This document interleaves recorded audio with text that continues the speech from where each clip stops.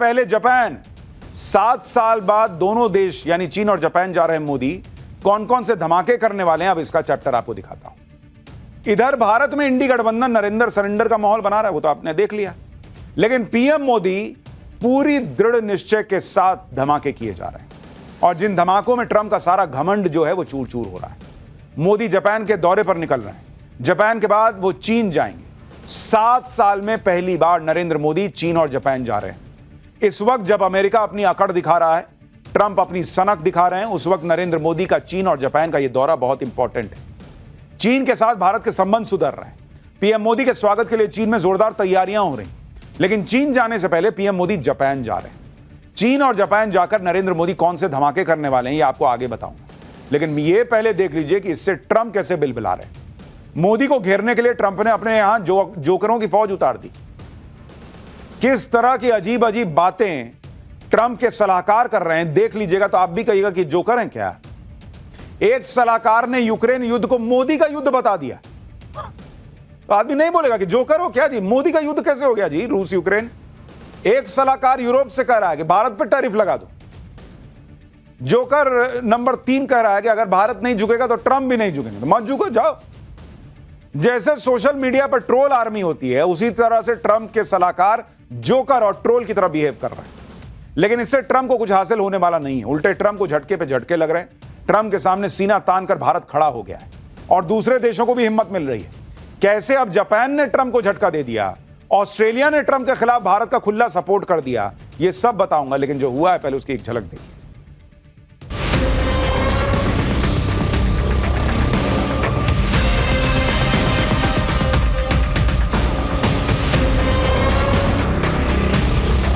Because we got to fund Modi's war, okay?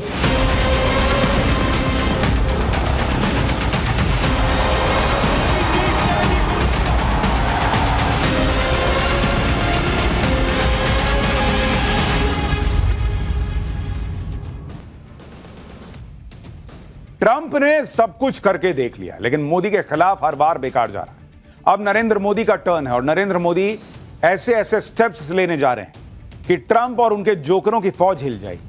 PM Modi चीन और Japan के लिए निकलने वाले हैं। इसमें जापान भारत का पुराना पार्टनर रहा है। मोदी कैसे ट्रंप के टैरिफ वाले खेल का तोड़ इसी दौरे में निकाल रहे हैं, आपको पहले उसके बारे में बताता हूं। मेक इन इंडिया में जापान एक बड़ा सहयोगी देश है। गुजरात में जापान की निप्पॉन स्टील 1500 करोड़ रुपए का निवेश कर रही है। आंध्र प्रदेश में निप्पॉन इंडिया 5600 करोड़ रुपए से स्टील प्लांट लगा रही है। सुजुकी मोटर्स ने गुजरात में 35,000 करोड़ रुपए के नए प्लांट की घोषणा की है। सुजुकी मोटर्स ने अपनी प्रोडक्शन लाइन को बढ़ाने के लिए 3200 करोड़ रुपए के निवेश का भी ऐलान किया है। टोयोटा किर्लोस्कर कर्नाटक में 3300 करोड़ रुपए और महाराष्ट्र में 20,000 करोड़ रुपए का निवेश करेगा। रियलिटी सेक्टर में सुमितोमो रियलिटी कंपनी भारत में 41,000 करोड़ रुपए से ज्यादा का निवेश किया है। जापान की कंपनियों के साथ पार्टनरशिप से भारत के लघु और मध्यम उद्योग को फायदा हो रहा है। टोक्यो इलेक्ट्रॉन, फुजी फिल्म और टाटा इलेक्ट्रॉनिक्स मिलकर सेमीकंडक्टर इकोसिस्टम भी बना रहे हैं। फुजित्सु कंपनी अपने ग्लोबल कैपेसिटी सेंटर में 9,000 भारतीय इंजीनियरों की भर्ती कर रहा है, जिससे आईटी सेक्टर से जुड़े लघु और मध्यम उद्योगों को बढ़ावा मिल सके। यानी ट्रंप जितना भी जोर लगा ले, कितना भी टैरिफ लगा ले, भारत ने इसका तोड़ निकाल लिया है और अपने रास्ते खुद बना रहा है। नरेंद्र मोदी ने जैसा स्टैंड ट्रंप की सनक के खिलाफ लिया है, वो दुनिया के लिए एक मिसाल है। ट्रंप की टैरिफ नीतियों के खिलाफ अब दुनिया के देश भारत के साथ आ रहे हैं और अमेरिका को झटका भी दे रहे हैं। जैसे आप देखिए, जापान ने टैरिफ रेट कम करने के लिए अमेरिका के साथ एक डील की थी। अमेरिका ने जापान पर 25% टैरिफ लगाया था, जिसके बाद जापान और अमेरिका के बीच टैरिफ को लेकर डील हुई। इसके बाद अमेरिका ने जापान पर टैरिफ कम करके 15% कर दिया और बदले में जापान ने अमेरिका में $550 बिलियन निवेश करने की बात कही। $550 बिलियन निवेश पैकेज को लेकर जापान और अमेरिका में बात हो रही थी।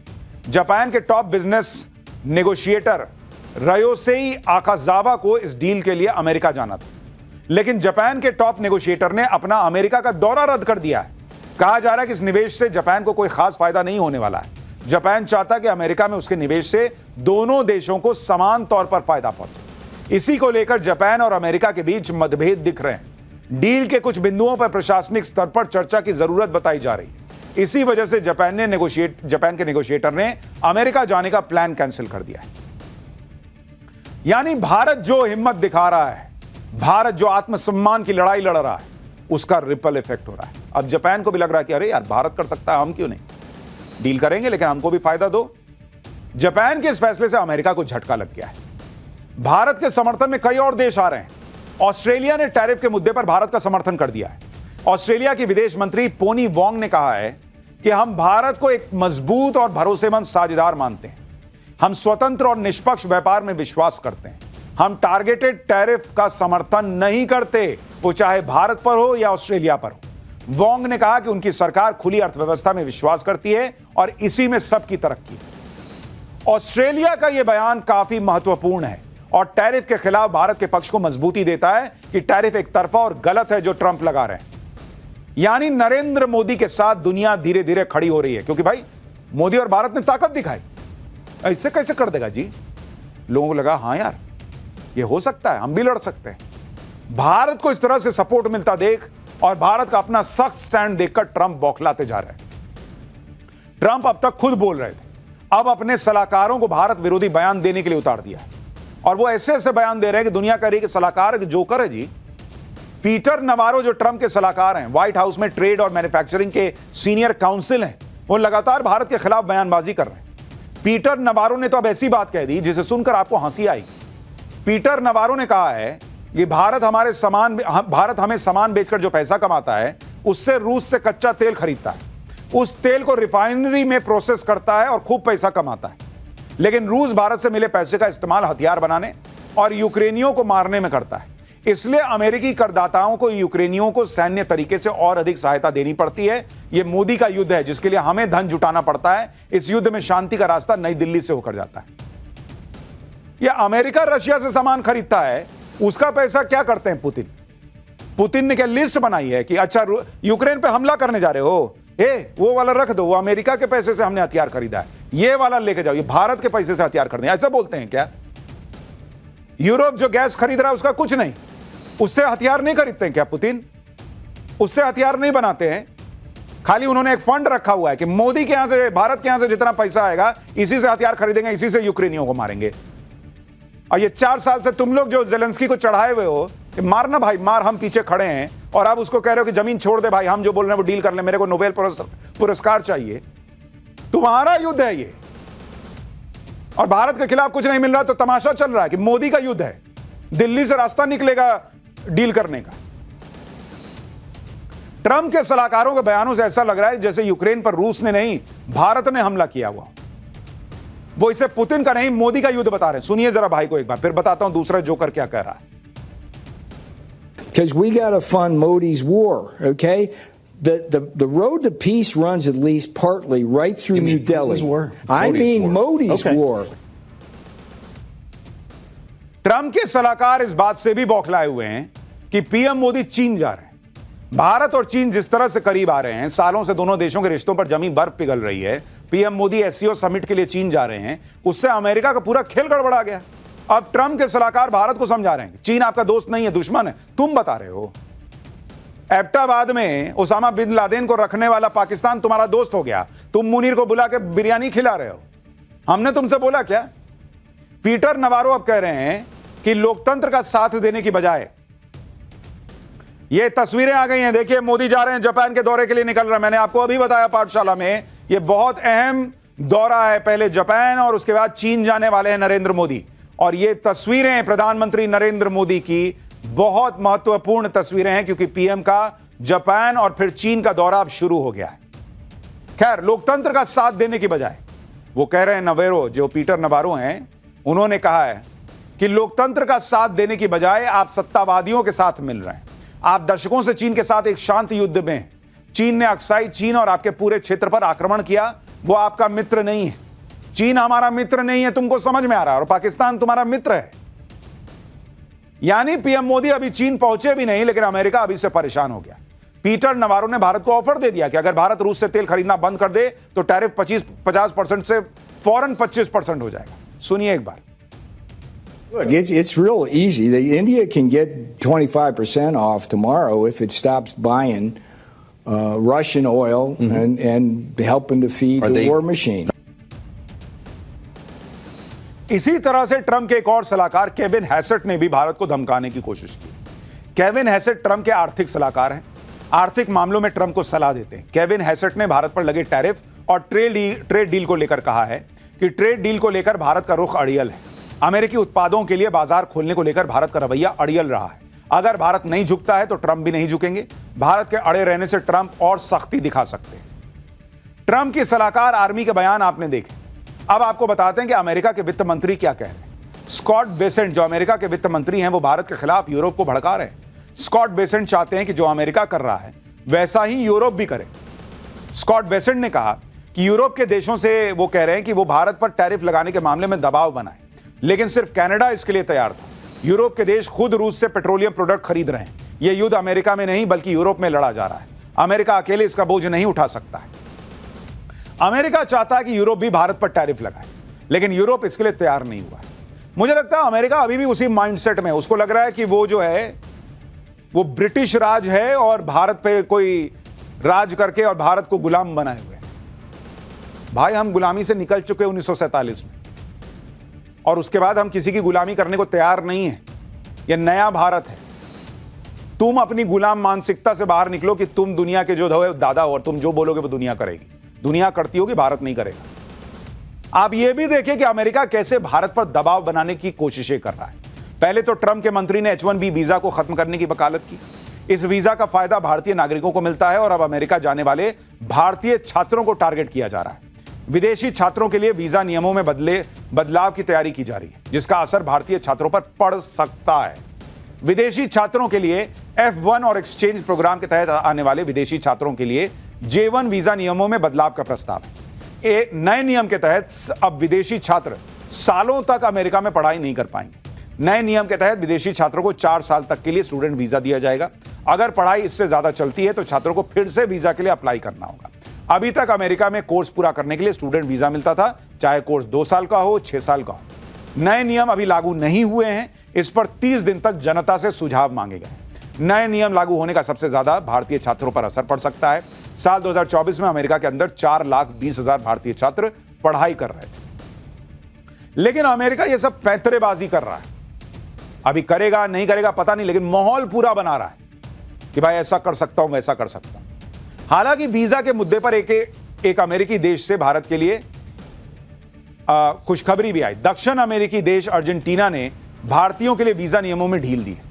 अर्जेंटीना ने भारतीय नागरिकों को वीजा फ्री एंट्री देने का ऐलान किया है। जिन भारतीयों के पास अमेरिकी वीजा होगा वो उसी वीजा पर अर्जेंटीना आ सकेंगे। अमेरिकी वीजा वाले भारतीयों को अलग से वीजा लेने की जरूरत नहीं होगी। अब आपको यह भी दिखाता हूं कि अमेरिका को भारत के साथ क्यों आना पड़ेगा आखिर में, ये वहां के लोग भी कह रहे हैं। भाई, एक टाइम पर कनाडा ने भी भारत से दुश्मनी कर ली थी, लेकिन आज की डेट में देखिए कि कनाडा ऐसे लाइन पर आया कि फिर से रिश्ते सामान्य कर रहा है। कनाडा ने भारत में नया उच्चायुक्त नियुक्त कर दिया है। उधर भारत ने भी कनाडा में अपना उच्चायुक्त नियुक्त कर दिया है।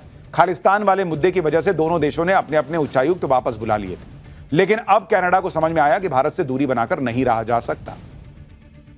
तो ट्रंप को जो करना है वो तो कर ही रहे हैं, लेकिन नरेंद्र मोदी, अभी मैंने आपको दिखाया, जापान जा रहे हैं, फिर चीन जाने वाले हैं।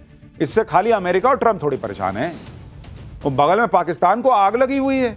अगला चैप्टर देखिए। पीएम मोदी के चीन पहुंचने के पहले ही ऐसा क्या हुआ कि पाकिस्तान को 440 वोल्ट का झटका लग गया। ट्रंप के सामने मुनीर ने बोला वो झूठ जिसका पर्दाफाश होने वाला है, और चीन अमेरिका दोनों पाकिस्तान का तेल निकाल देंगे क्या? अब इसका चैप्टर। मोदी की चीन यात्रा की खबर सुनकर ट्रंप का टेम्परेचर चढ़ा हुआ है, यह तो समझ में आ रहा है। सोचिए पाकिस्तान का क्या हाल हो रखा होगा। मोदी के चीन पहुंचने से पहले ही पाकिस्तान में असीम मुनीर और शहबाज शरीफ की नींद उड़ी हुई। मुनीर को समझ नहीं आ रहा कि मोदी ने ऐसा कौन सा जादू कर दिया भाई चीन पे कि चीन भारत से दोस्ती के लिए बिछा जा रहा है। पाकिस्तान में लोग ये सोच सोच के परेशान है कि मोदी का कौन सा मैजिक चल गया कि दो दुश्मन अब पार्टनर बनने का प्रयास कर रहे हैं। हालांकि चीन पे फुल भरोसा नहीं हो सकता, लेकिन प्रयास दोनों देश कर रहे हैं। मुनीर की टेंशन सिर्फ ये नहीं है कि भारत और चीन की दोस्ती गहरी हो सकती है, बल्कि वो इसलिए भी बौखलाया हुआ है क्योंकि चीन ने पाकिस्तान को भी ठोकना शुरू कर दिया। मोदी के बीजिंग पहुंचने से पहले ही चीन ने ऐसा क्या कर दिया कि पाकिस्तान को 440 वोल्ट का झटका लग गया। मोदी के स्वागत में जुटे चीन ने पाकिस्तान के प्रधानमंत्री शहबाज शरीफ को कौन सा फाइनल अल्टीमेटम दे दिया है, आज आपको बताऊंगा। लेकिन आप यह भी देखिए कि असीम मुनीर और शहबाज शरीफ तो यह मानकर बैठे थे कि अमेरिका से तो भारत ने दुश्मनी मोल ले ली और चीन तो कभी भारत के साथ आ नहीं सकता, इसलिए पाकिस्तान अगर अमेरिका की गोद में बैठ जाए तो भी चीन पाकिस्तान से रिश्ता नहीं तोड़ेगा। लेकिन पाकिस्तान को अब यह डर सता रहा है कि कहीं ऐसा ना हो जाए कि चीन के बाद अमेरिका भी भारत का दोस्त बन जाए, और ऐसा जल्दी ही हो सकता है, क्योंकि मुनीर लंच करते वक्त ट्रंप को ऐसा झूठ बोलकर आया था जिसकी पोल खुलने वाली है। पाकिस्तान के झांसे में आकर ट्रंप ने ऐलान किया था कि अमेरिका पाकिस्तान में तेल निकालेगा, और अब अमेरिकी कंपनियां जल्दी ही पाकिस्तान में वो तेल खोजने पहुंचने वाली हैं जो तेल पाकिस्तान में है ही नहीं। भारत और चीन की बढ़ती हुई दोस्ती से कैसे मुनीर की हालत खराब हो रही है, अमेरिका और चीन मिलकर कैसे पाकिस्तान का तेल निकालेंगे, सब दिखाऊंगा। पहले एक ट्रेलर देखिए।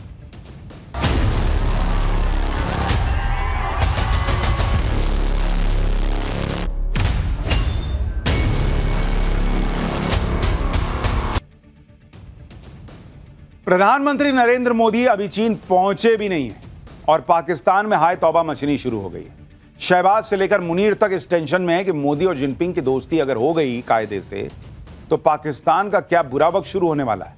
मोदी के चीन दौरे से पहले ही पाकिस्तान को कौन कौन से डर सता रहे हैं वो भी आपको बताता हूं। मोदी की उपस्थिति में एससीओ के संयुक्त घोषणा पत्र में आतंकवाद की कड़ी निंदा का प्रस्ताव पास हो सकता है, जबकि अभी तक चीन की वजह से एससीओ संगठन आतंकवाद की निंदा और पाकिस्तान पर प्रतिबंध लगाने से बचता था। मोदी की चीन यात्रा से पाकिस्तान इसलिए भी परेशान है क्योंकि अगर भारत और चीन नजदीक आ गए तो उसकी टू फ्रंट स्ट्रैटेजी यानी चीन के जरिए भारत पर दबाव बनाने की रणनीति कमजोर पड़ जाएगी। मोदी जिनपिंग की केमिस्ट्री देखकर मुनीर का बीपी यह सोचकर भी हाई हो रहा होगा कि अमेरिका तो पाकिस्तान को मोहरा बनाकर इस्तेमाल कर रहा है। अगर ट्रंप ने पाकिस्तान को धकिया दिया तो पाकिस्तान तो न चीन का रहेगा ना अमेरिका का। यानी मुनीर तो यह सोचकर बैठा था कि भाई ट्रंप की गोद में बैठ जाता हूं, चीन कहां जाएगा, भारत से तो सटेगा नहीं, तो चीन भी पुचकारता रहेगा पाकिस्तान को। लेकिन मोदी ने मुनीर की सारी प्लानिंग पर पानी फेर दिया। अब पाकिस्तान को समझ ही नहीं आ रहा है कि भाई चीन और भारत सट कैसे रहे, पार्टनर कैसे बन सकते हैं। तो भाई पार्टनर तो भारत जैसा बड़ा देश ही बन सकता है ना। पाकिस्तान तो भिखारी देश है, उसको भीख में कुछ कटोरे में डालो और उससे कुछ ले लो, जमीन वमीन कुछ ले लो, क्योंकि पैसा तो लौटाता नहीं है वो। देखिए पाकिस्तान का बौखलाना बनता भी है क्योंकि चीन की भीख पर ही पाकिस्तान अपना पेट पाल रहा है। चीन ने पाकिस्तान को खूब सारा पैसा दिया है, लेकिन अब चीन मोदी का ऐसा मुरीद हुआ पड़ा है कि भारत के लिए अपने सारे दरवाजे खोलने को तैयार है और पाकिस्तान के मुंह पर दरवाजे बंद कर दे रहा है। चीन ने साल 2015 में बेल्ट एंड रोड इनिशिएटिव के तहत पाकिस्तान में $60 अरब निवेश करने का वादा किया था। चीन के इस निवेश से पाकिस्तान में एक बड़ा रेल प्रोजेक्ट तैयार किया जाना था, लेकिन चीन ने अब कह दिया है कि पाकिस्तान को अगली भीख तब मिलेगी जब पाकिस्तान चाइनीज पावर कंपनियों का बकाया चुका देगा। आप सुनिए पाकिस्तान में इसको लेकर कैसी चर्चा चल रही है कि अब तो चीन भीख देने में भी रुक गया भाई, कह रहा कटोरे का माल खाली करो पहले।